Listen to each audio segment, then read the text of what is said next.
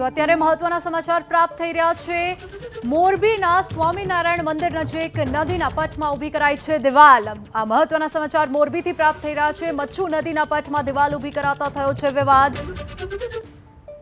તો આ સૌથી અગત્યના અત્યારે સમાચાર પ્રાપ્ત થઈ રહ્યા છે મોરબીથી। મોરબીના સ્વામિનારાયણ મંદિર નજીક નદીના પટમાં દિવાલ ઊભી કરાતા વિવાદ વકર્યો છે। નદીના પટમાં ગેરકાયદેસર બાંધકામ થતું હોવાનું પ્રશાસને ધ્યાનમાં આવ્યું છે। પ્રશાસનના ધ્યાનમાં વાત આવતા જ વિવાદ થયો છે। દિવાલથી મચ્છુ નદીમાં પાણી છોડાય તો અવરોધ ઊભો થવાની શક્યતા છે। જિલ્લા કલેક્ટરને ધ્યાને આવતા તપાસ સમિતિને રજૂઆત કરવામાં આવી છે। જિલ્લા કલેક્ટરને આ રજૂઆત કરવામાં આવી છે। તપાસ સમિતિને તાત્કાલિક તપાસ કરી રિપોર્ટ સોંપવામાં આવે। દિવાલ બનાવવા પાલિકાના ચીફ ઓફિસરની સહીવાળો લેટર સોંપવામાં આવ્યો છે। તો અત્યારે મહત્વના સમાચાર પ્રાપ્ત થઈ રહ્યા છે।